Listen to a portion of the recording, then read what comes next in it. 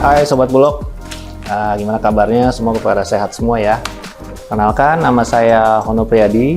Saya sekarang ditugaskan sebagai Kasubdit Pengembangan Bisnis Perum Bulog.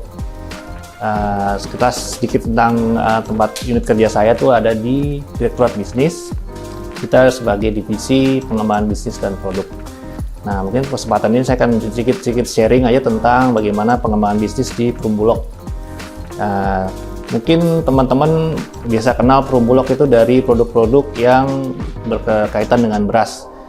Yang kita ketahui kan yang paling terkenal adalah bantuan beras untuk masyarakat yang penerima manfaat ya, atau mungkin yang teman-teman tahu sebagai beras raskin gitu.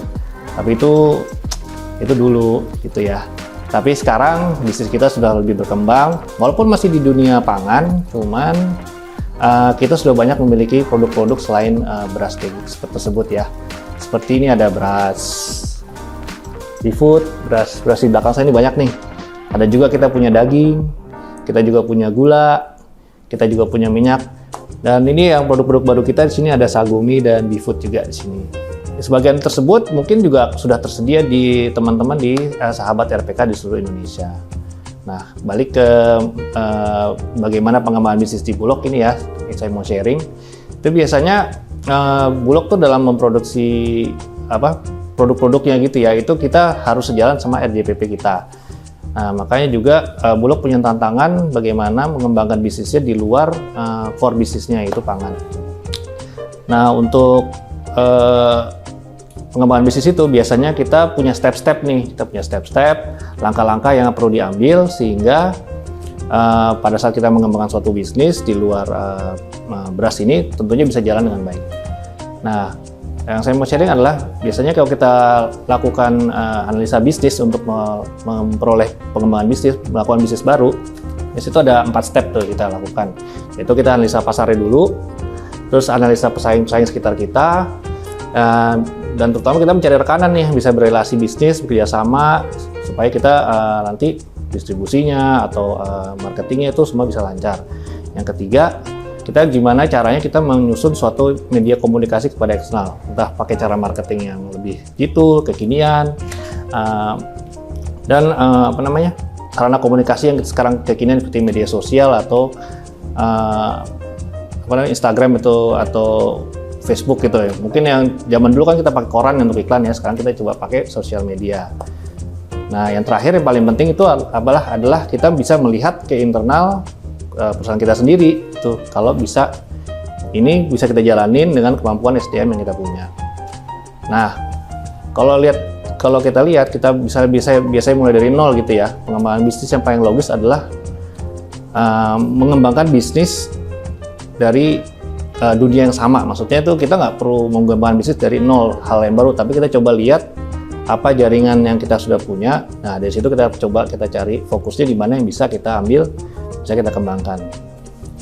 Nah, biasanya kita lihat itu dari core business, kita akan menganalisa supply chain kita gitu. Nah, saya ambil contoh di Perum Bulog ini paling mudah itu kita paparkan tuh supply chain Perum Bulog.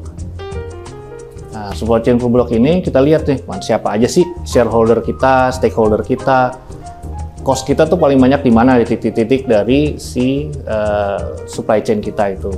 Nah, paling kita cari tuh opportunity mana yang bisa kita tingkatkan, atau opportunity mana yang kita hilang di sini nih. Kalau kita pakai misalnya supply chain ini kita pakai media yang bukan orang kita sendiri gitu ya. Dan terus kita lihat resource kita tuh paling banyak habis di mana. Nah, kalau kita sudah potret semua itu, kita bisa lihat nih di supply chain ini, oh kita punya peluang nih, misalnya di angkutan. Karena kita bergerak di dunia pangan, tentunya kita harus memikirkan bagaimana menyampaikan produk-produk itu sampai ke masyarakat. Terus ada lagi gimana kita merawat barang-barang tersebut, perawatan kualitas, karena kita menyimpan bahan pangan, maka tentunya pada saat sampai di masyarakat harus dalam kondisi yang baik. Nah, yang ketiga kita lihat juga di aset Bulog ini kan lumayan besar nih. Kita lihat ternyata di sebagian besar itu, terutama di gudang-gudang itu banyak yang idle. Nah, kita lihat nih, oh mungkin ada peluang juga di situ gitu. Dan terakhir kita mau masuk ke dunia retail, karena biasanya kita wholesale. Nah, coba kita masuk ke dunia retail supaya masyarakat bisa langsung berhubungan dengan kita terkait ingin membeli produk yang kita punya. saya kasih tips nih kita untuk melihat titik-titik itu adanya bagusnya kita analisa di mana gitu. Nah, biasanya kalau kita mau mencari suatu solusi itu kita lihat mana yang external cost-nya yang paling besar, mana yang internal external resource-nya yang kita butuhkan. Nah, tadi kan kita ambil contoh supply chain-nya Bulog. Nah, saya bersama tim itu kita menganalisa nih, mungkin dari researcher kita juga, di teman-teman yang lama juga sudah menganalisa bahwa di supply chain kita tuh ada peluang di angkutan, di perawatan kualitas, dan di aset. Nah, masalahnya apa yang muncul di situ? Ternyata ada inefficiency cost. Kita cari efisiensi resource kita yang bagus taruh di mana. Terus yang ketiga, kita harus fokus on revenue. Nah, setelah kita menganalisa supply chain kita cari faktor-faktor yang bisa meningkatkan bisnis kita tentunya. Nah, di supply chain itu kita fokus ke empat hal, yaitu efisiensi cost, efisiensi resource, fokus on revenue, dan terakhir potensial untuk external expansion. Nah, dengan 4 fokus ini kita bisa ngambil tadi dari supply chain kita mana aja yang kita bisa tingkatkan. Tadi kan saya kasih contoh ada di angkutan, di perawatan, sama di asset idle nih, nantinya akan kita masuk ke retail. Untuk efficiency cost, target yang kita harapkan adalah dengan kita meng-hire unit bisnis ini, kita bisa meng-cut margin yang diterima oleh eksternal, tapi kita bisa digunakan langsung oleh internal. Jadi misalnya eksternal kita membukukan margin 5%, nah kita bisa efisien dengan hanya 3% kita kasih ke unit bisnis untuk dilaksanakan oleh dia. Nah, efisiensi resource itu gimana? Nah, itu terkait sama SDM. Kalau misalnya SDM kita itu terlalu sibuk untuk melakukan hal-hal yang terlalu rumit gitu ya, yang kecil, yang teknis banget, itu kan akan menghabiskan waktu. Makanya kita butuhkan satu unit yang bisa fokus, di situ dia adalah niche-nya gitu ya, melakukan hal-hal yang technical atau apa yang bisa dilakukan, diperintahkan oleh holding. Nah, itu yang ketiga tadi kan fokus on revenue. Nah, dengan dia dilaksanakan oleh unit bisnis, maka dia sedikit banyak tuh dia otonom gitu loh. Misalnya dia untuk bisa lebih cepat mengukur tarif supaya mengejar revenue-nya lebih cepat gitu ya. Jadi terutama di rentan kendali nih, umpama dia sedang keputusan strategik atau keputusan yang cepat, itu bisa langsung nego langsung ke vendornya atau langsung bertransaksi lah tanpa harus menunggu rentan kendali hingga kantor pusat gitu. Dan yang terakhir itu adalah external expansion. Nah, dengan unit bisnis sudah bergerak sendiri nih, makanya dia bisa lebih cepat untuk ekspansi, lebih cepat untuk berkomunikasi dan langsung berinteraksi dengan masyarakat sekitar untuk menjual jasa-jasanya.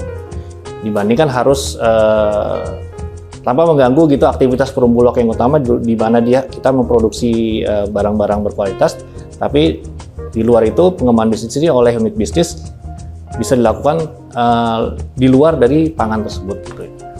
Nah, saya sedikit sharing bahwa di unit Bulog ini udah ada 4 unit bisnis yang menjadi sukses story lah. Dan pertama tuh ada unit jasa angkutan. Nah, dulu namanya unit jasa angkutan, tapi sekarang udah namanya JPL. Itu Jasa Prima Logistik Bulog. Nah, ini unit bisnis yang khusus bergerak di bidang angkutan, ngirim-ngirim lintas provinsi, lintas daerah, lintas pulau gitu. Dan ini udah membantu Bulog dari zaman kita mendeliver raskin sampai dengan kita sekarang beras komersil kita disebar ke seluruh Indonesia. Dan kedua ada unit jasa kualitas, perawatan kualitas. Nah, selain unit ini adalah yang menganalisa barang yang masuk ke gudang-gudang kita, mereka juga punya jasa untuk perawatan, yaitu fumigasi, spraying, pest control. Jadi sebetulnya nih unit bisnis ini bisa bersaing seperti halnya perusahaan-perusahaan yang termite atau perusahaan yang pest control yang ada besar-besar di Indonesia gitu. Kita sudah punya unit bisnis yang standarnya udah seperti mereka. Dan yang ketiga, kita punya optimalisasi aset. Nah, ini ternyata untuk gudang-gudang kita yang ada, ataupun kita punya sebenarnya banyak lokasi-lokasi yang prime. Jadi kita buka peluang untuk teman-teman yang mungkin punya butuh tempat untuk menyewakan ruang gitu ya. Kita punya lokasi-lokasi yang bisa dibilang kerjasamakan gitu. Nah, itu kita punya namanya unit bisnis optimalisasi aset. Dan yang terakhir ini unit bisnis paling baru kita nih, yang boleh dibilang masih bayi lah gitu, tapi ini dirintis dengan seksama, adalah unit sentra niaga. Dan nanti ini akan perdananya akan muncul, launchingnya tentunya nanti tunggu saja ya, tapi itu ada di daerah Kelapa Gading. Nah, dengan tim yang solid dan fokus oriented, maka unit bisnis ini bisa menjadi revenue stream ke depannya di Perumbulok, selain produk-produk yang teman-teman lihat di semua di sini. Karena kita juga punya unit bisnis yang lini bisnisnya mungkin nggak kebayang gitu bagi teman-teman bahwa Bulog tuh ternyata punya penyedia jasa-jasa seperti ini gitu. Nah, pada kesempatan ini mungkin saya akan sedikit show video juga bahwa tentang profil-profil teman-teman unit bisnis di dalam dunianya itu ya. Jadi sekian aja nih setelah ini.